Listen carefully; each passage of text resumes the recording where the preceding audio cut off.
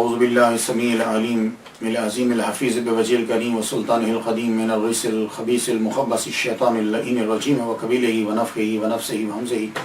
بسم اللہ الرحمن الرحیم۔ تمام نبیوں کے سردار حضرت محمد صلی اللہ علیہ وآلہ وسلم اور تمام مذاہب کے سردار دین اسلام کے پیروکاروں، السلام علیکم ورحمۃ اللہ وبرکاتہ۔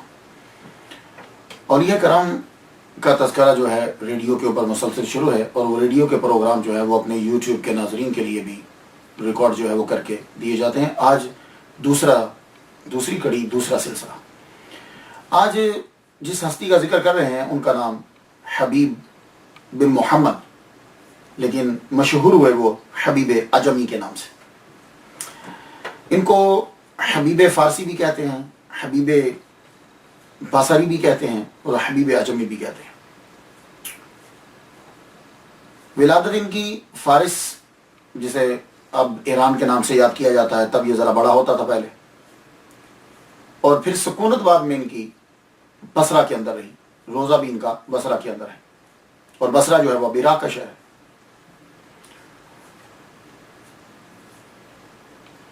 پہلی صدی ہجری جو ہے اس کے اندر آپ کی ولادت ہے، یعنی یہ بھی حضرت حسن بصری رحمۃ اللہ علیہ کے خلیفہ ہیں، مرید ہیں، انہی کے ہاتھ پہ انہوں نے توبہ کی ہے۔ آئیے دیکھتے ہیں کہ ان کی لائف جو ہے وہ کس طرح چینج ہوتی ہے، وہ کون سا ٹرننگ پوائنٹ ہے کہ جس پوائنٹ کے اوپر جا کے ان کی لائف جو ہے وہ چینج ہو رہی ہے۔ اللہ تعالیٰ نے دولت بہت دی تھی، اور دولت جو ہے یہ اللہ تعالیٰ قرآن مجید میں کہہ چکا کہ یہ ایک آزمائش ہے، بہت بڑی آزمائش ہے، اور نبی کی زبان سے جو ہمیں معلوم ہوتا ہے اس سے پتہ چلتا ہے کہ دولت جو ہے وہ بہت بڑی آزمائش ہے، چھوٹی آزمائش نہیں ہے، اور ہمارے لیے بہت بڑی آزمائش ہے۔ لیکن اگر خیر و عافیت ہو اور اللہ کی معیت ہو تو پھر دولت جو ہے اس سے آدمی نیکیاں کما سکتا ہے۔ حبیب بن محمد المعروف عجمی، ان کو اللہ تعالیٰ نے دولت دی، تو اب دولت جب دی تو انہوں نے اس کا استعمال کیا گیا کہ وہ دولت یہ اپنے علاقے کے لوگوں کو قرضہ دیتے تھے، کہ جو لوگ بیچارے مصیبت زدہ ہوتے وہ ان سے آگے قرضہ لیتے، اور پھر یہ اس کے اوپر سود لیتے، سود در سود پھر چلتا۔ طریقہ کار ان کا کیا تھا سود لینے کا؟ گھر کا خرچہ جو ہے وہ یہ کس طرح چلاتے تھے؟ جن لوگوں کو قرضہ دیا ہے ان کے ہاں پیسے لینے چلے جاتے ہیں۔ ہاں بھائی تم لوگوں نے وعدہ کیا تھا پیسے دو، وہ جی پیسے تو نہیں ہیں، اچھا تو پھر اب میں آیا ہوں، اتنی دور سے سفر کر کے میں آیا ہوں، تو میں واپس جاؤں گا، میرے ٹائم کی پرائس دو، قیمت دو، تو میں تو کچھ نہ کچھ تو لے کے جاؤں گا۔ تو پھر کیا کرتے کہ ان کے گھر میں سے کوئی نہ کوئی چیز اٹھا کے لے جاتے۔ تو گھر کی جو گروسری تھی، جو دن کا خرچہ ہوتا تھا گھر کا، یعنی جیسے لکڑیاں ہیں، ویجیٹیبل سبزی ہے، یا گوشت ہے، یا گھی ہے، اس طرح کی چیزیں وہ ایسے ہی پورا کرتے تھے۔ صبح نکل جاتے تو لوگوں کے گھروں سے جس کے گھر سے قرضہ لینا تھا وہاں جاتے اور وہ چیزیں اٹھا کے پھر لے آتے۔ اب یہ سود جو ہے بہت بری چیز ہے۔ ایک دن کیا ہوا کہ کسی گھر میں تقاضا کرنے کے لیے گئے، تو اس نے کہا کہ میرا خاوند، گھر میں بیوی تھی، کہنے لگی کہ خاوند میرا گھر میں نہیں، شوہر گھر میں نہیں ہے۔ تو کہا گھر میں نہیں ہے تو پھر یوں کرو کہ میں اب خالی تو جا نہیں سکتا، میں اتنی دور سے آیا ہوں، مجھے پیسے دو۔ اس نے کہا کہ گھر میں گوشت تھا وہ تو ختم ہو گیا، ہاں وہ جو ہم نے بھیڑ ذبح کی تھی نا اس کا سر پڑا ہوا ہے، تم وہ سر لے جاؤ۔ آپ نے وہ سری لی، خالی نہیں مڑتے تھے، سری لے کے پہنچے۔ اور اسی طرح دوسرے گھروں میں کسی گھر سے لکڑیاں لی، کسی گھر سے کچھ لیا، گھر جا کے اپنی بیوی کو دے دیا اور کہا کہ اسے پکاؤ۔ آپ کی بیوی جو ہے وہ اس کو پکانے لگی۔ اب جب وہ سالن پک چکا، کھانے کے لیے تیار ہوئے، ایک دم سے سائل نے آواز دے دی دروازے پہ کہ مجھے کچھ کھانے کو دے دو۔ یہ جب آواز دی تو آپ اٹھ کے دروازے پہ چلے گئے، کیونکہ وہ سائل کھڑا رہتا جب تک یہ جا کے جواب نہ دیتے۔ جا کے کہنے لگے ہمارے گھر کچھ نہیں ہے، ہمارے گھر کچھ نہیں ہے، جو ہے وہ تمہیں دوں گا تو تو امیر نہیں ہو سکتا، میں دے دوں گا تو میں مفلس ہو جاؤں گا۔ اور وہ جو سالن پکا ہوا تھا وہ اس بندے کو نہیں دیا۔ واپس جا کے جب کھانے کے لیے بیٹھے تو بیوی سے بولتے ہیں کہ جاؤ وہ سالن لے کر آؤ، میں کھانا کھاؤں۔ وہ جو ہی اس نے ہنڈیا کا ڈھکنا اٹھایا تو دیکھا کہ ہنڈیا پوری خون سے بھری پڑی تھی، گوشت نہیں تھا، خون تھا اس کے اندر۔ بلا کے کہنے لگی راؤ دیکھو یہ تمہاری نحوست جو ہے، یہ تمہارے سود کی نحوست کھانے کے اوپر پڑ گئی، یہ دیکھو سارا کھانا خون بن گیا۔ یہ تھا پہلا ٹرننگ پوائنٹ کہ جب بیوی نے یہ کہا کہ تمہاری نحوست جو ہے وہ کھانے کے اوپر پڑ گئی۔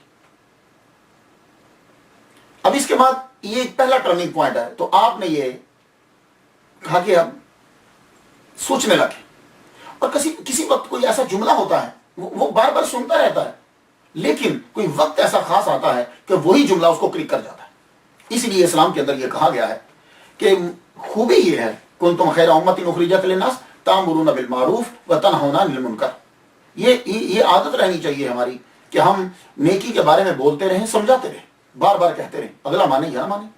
کیوں؟ کوئی ایسا وقت آئے گا کہ جس وقت وہی جملہ سیم جو آپ پہلے سنتے رہے اور اس نے اثر نہیں کیا, ہو سکتا ہے کہ وہ کسی جگہ پہ جا کے وہ اثر کر جائے. اثر کر گیا لیکن ہلکا اثر کیا. اب یہ پھر جا رہے ہیں. یہ جب رستے میں جا رہے ہیں تو انہوں نے کہا بھائی آج کے بعد نا میں کسی سے سود نہیں لوں گا. یہ انہوں نے دماغ کے اندر سوچ لیا کہ اس کی نحوست بہت ہوگی, میں سود نہیں لوں گا, لیکن اصل رقم تو لے لوں, وہ تو میں نے ان کو دی ہے, میں سود نہیں لیتا, اصل رقم لے لیتا ہوں. اب چلے کہ لوگوں کو یہ بتانے کے لیے کہ مجھے اصل رقم دے دو تو میں باقی سود تم سے نہیں لیتا, یہ اب جو مجھے دے گا میں اسے اصل رقم لے لوں گا. جا رہے تھے کہ رستے میں لڑکے کھیل رہے ہیں, گلی میں لڑکے کھیل رہے ہیں, ایک گروپ تھا ان کا. جو ہی لڑکوں کی نظر پڑی حبیب بن محمد المعروف العجمی پر نظر پڑی تو لڑکے آپس میں کہنے لگے ہٹ جاؤ ہٹ جاؤ ہٹ جاؤ, حبیب سود خور آ رہا ہے. اگر اس کے پاؤں کی گرد تمہارے اوپر پڑ گئی تو نحوست پڑ جائے گی تم پر. یہ تھا دوسرا جملہ کہ جو اندر ہی بیٹھ گیا. پہلا جملہ اور یہ دوسرا جملہ. جب لڑکوں نے یہ کہا تو اسی وقت آپ بجائے اس کے کہ وہ جن لوگوں سے پیسے لینے کے لیے جا رہے تھے ان کے گھروں میں جاتے, سیدھا حضرت حسن بصری رحمت اللہ علیہ کے گھر چلے گئے. ان کے جہاں وہ بیٹھتے تھے وہاں چلے گئے. تقاضا نہیں کیا, وہاں چلے گئے.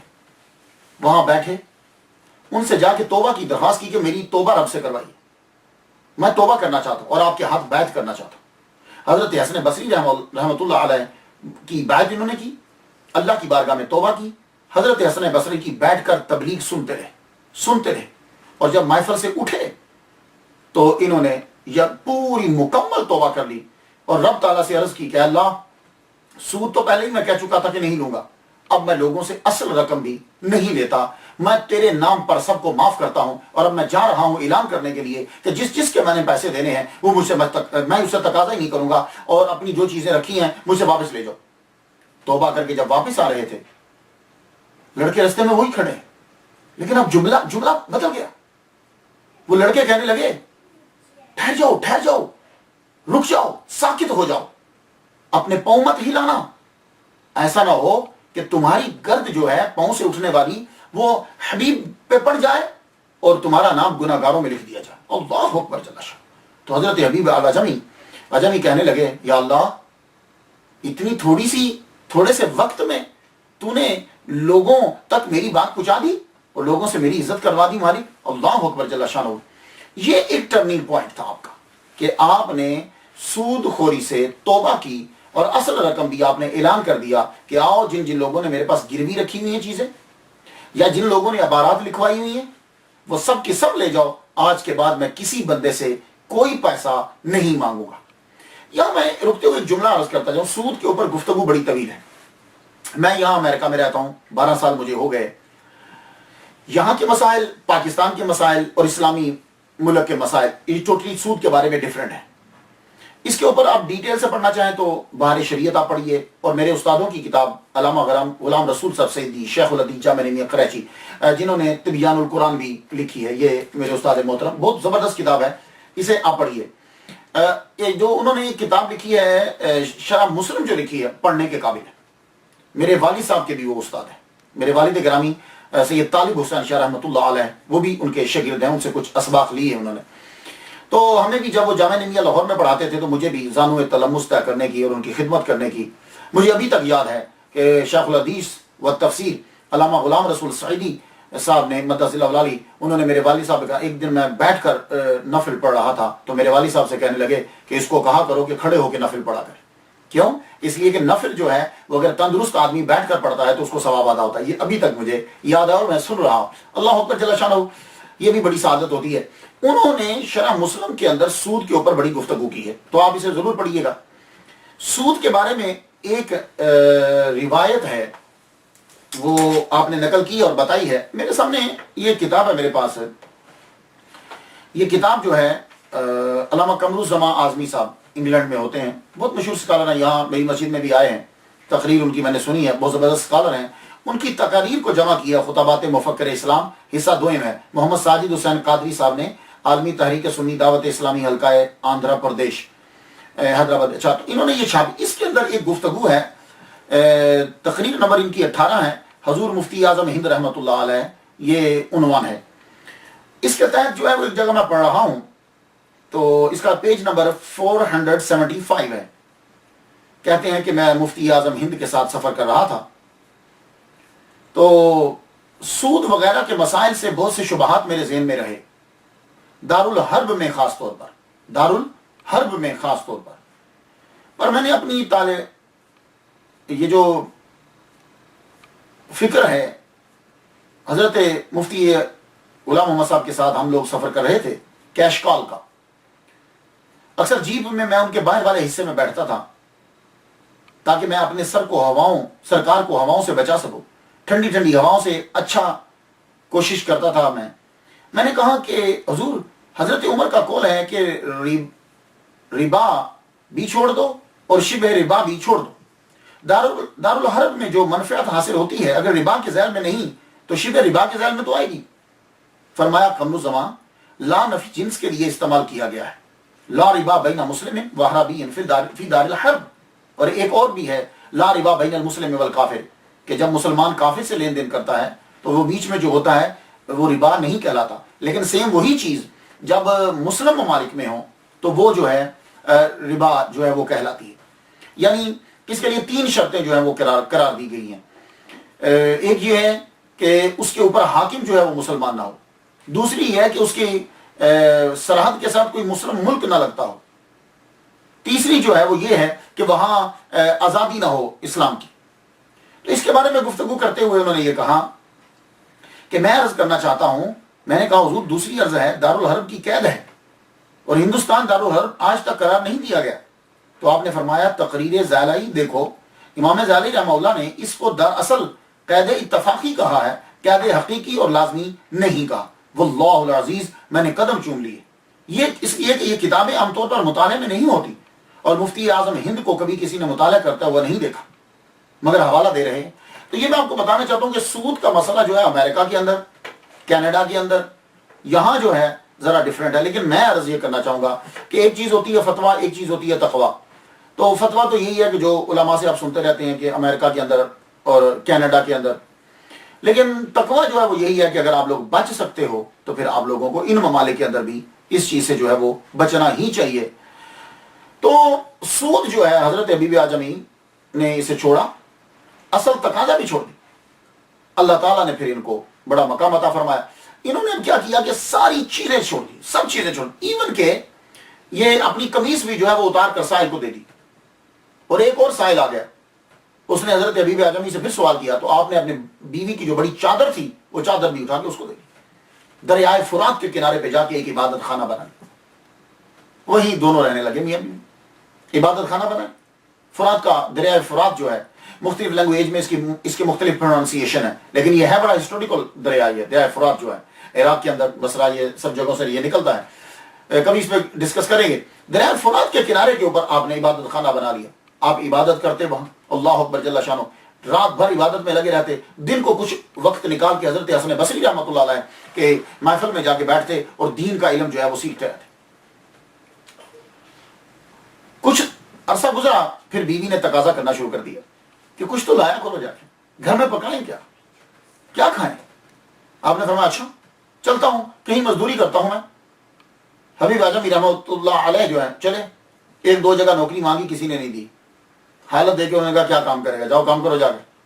تو 1-2 جگہ نوکری مانگتے، نہ ملتی تو آگے دور جا کے دریا کے کنارے کے پاس جا کے نوافل پڑھنا شروع کر دیتے، شام سورج ڈوبنے تک پڑھتے رہتے، مصلح کندھے پہ رکھتے، گھر واپس آ جاتے۔ بیوی پوچھتی گئے تھے، ہاں گیا تھا، اب اس کا وہ پھر تقاضا کرے گی، اسے کہہ دیتے ہاں گیا تھا میں، وہ سمجھتی نوکری کرنے گئے تھے، دوسرے دن پھر گئے، پھر اسی طرح مانگی، نہیں ملی نوکری، آپ نوافل پڑھتے رہے۔ بیوی نے پوچھا کچھ نوکری ملی؟ اب اسے بتا دیا ہاں ایک بہت بڑے مالک ہیں، اب وہ سمجھ رہی ہے شاید کوئی فیکٹری کا مالک ہے، بڑے مالک کے ہاں نوکری کر لی، انہوں نے سمجھا ٹھیک ہے کبھی نہ کبھی تو پیسے ملیں گے، اب آپ عبادت کرنا شروع ہو گئے۔ نوافل پڑھتے رہتے, عبادت کرتے رہتے. تقاضا بڑھ گیا ایک دن کہ اپنے مالک سے جا کے کہو کہ تھوڑا سا کھانے کو دے دو, لکڑیاں بھی نہیں ہیں, سالن پکانے کو کچھ نہیں ہے, روٹی نہیں ہے, کیا پکاؤں, کچھ تو تقاضا کرو مالک سے. اب کوئی کسی فیکٹری میں نوکری ہوتی, کسی کارخانے میں, تو تقاضا کرتے. چلے گئے, نوافل شروع کر دیے. واپس جب آئے تو دیکھتے ہیں کہ بیوی انڈیا بھی پک رہی ہے, روٹیاں بھی پک رہی ہیں. اللہ اکبر, اور کھانے کی خوشبو آ رہی بڑی زبردست. اندر پہنچے تو پوچھے یہ سارا سامان کہاں سے آ گیا؟ او ہو, آپ کو نہیں معلوم, آپ جس کے ہاں نوکری کرتے ہو وہاں کا ملازم آیا تھا, وہ یہ ساری چیزیں لے گیا اور جاتے ہوئے کہہ گیا کہ جب تمہارے خامد آئیں تو ان سے کہہ دینا کہ تم اپنی ملازمت تمہاری پکی, تم اپنا کام ٹھیک طریقے سے کرتے رہو, یہ تمہارے گھر کا خرچہ جو ہے وہ پورا ہوتا رہے گا. اللہ اکبر جل شانہ. اور اس بات کو تو حضرت حبیب اعظمی سمجھتے تھے کہ میں کہاں نوکری کرتا ہوں. پھر خدا کی بارگاہ میں اتنے گڑ گڑائے, کہنے لگے مالک تو نے میری لاج رکھ لی, چند دن کی عبادت کا صلہ. پھر آپ نے یکسر ہی سب کام کی طرف دھیان ختم کر دیا, عبادت میں لگے رہتے, مستجاب الدعوات بن گئے. اب دنیا سے دھیان بالکل ہٹ گیا حبیب اعظمی کا, دنیا سے دھیان ہٹ گیا. اور جب دنیا سے دھیان ہٹ جاتا ہے پھر انسان مستجاب الدعوات بن جاتا ہے, پھر اس کی مکمل نظر اللہ پہ ہو جاتی ہے, پھر اللہ تعالیٰ اس کی ہر بات کو جو ہے وہ قبول کرتا ہے. اسی لیے ایک عورت آتی ہے آپ کے پاس اور آ کے کہتی ہے میرا بچہ گم ہو گیا, دعا کرو. تو عورتیں آپ کو بتایا, اور خاص کر کے ماں جو ہوتی ہے, جب ایک دفعہ دروازے پہ آ جاتی ہے تو بس رونے لگ گئی, میرا بچہ دعا کرو, میرا بچہ مل جائے. آپ نے فرمایا تیرے پاس کتنے پیسے ہیں؟ کہنے لگی 2 درہم. کہا ادھر لاؤ. 2 درہم لیے, کہا جاؤ, آدمی بیٹھا ہو تو جاؤ اس کو خیرات کر دو, اللہ کے نام پہ 2 درہم دے دو. وہ 2 درہم دے دیے. فرمان لگے جاؤ گھر جاؤ, تمہارا بچہ آ گیا ہے. وہ عورت گھر پہنچی, دیکھی بچہ آگے کھڑا ہے. کہا میرے بیٹے تو کیسے آیا, کہاں سے آیا؟ کہا ماں میں کرمان پہنچ گیا تھا, یہ ایران کے اندر ہے, ابھی بھی ہے, میں وہاں پہنچ گیا تھا. میں آیا ہوں, رستے میں بازار میں تھا, ایک دم سے ہوا چلی اور آواز آئی کہ اس کو اٹھا کے بصرہ پہنچا دو. بس یہ آواز کا آنا تھا کہ پتہ نہیں کیسے وہ ہوا نے مجھے اٹھایا اور وہ پہنچا. تو ہوا میں اکثر آپ نے سنا ہوگا یہ ہوا کے اندر کچھ چیزیں ہوتی ہیں, جنات وغیرہ, یہ جب ہوا چلتی ہے تو ایک دم سے شاید کسی نے اٹھا دیا ہوگا اور اٹھا کے وہاں بالکل گھر تک پہنچا دیا. تو یہ کوئی مشکل نہیں ہے. آپ نے قرآن مجید تو پڑھا ہوگا, حضرت سلیمان علیہ السلام نے جب کہا کہ کون لائے گا تخت کو, تو قال الذی عنده علم من الکتاب انا آتیک بہ قبل ان یرتد الیک طرفک, ٹوئنکلنگ ود ون این آئی, آنکھ جھپکنے سے پہلے. تو آنکھ جھپکنے سے پہلے اتنا بھاری تخت اٹھا کے لایا جا سکتا ہے.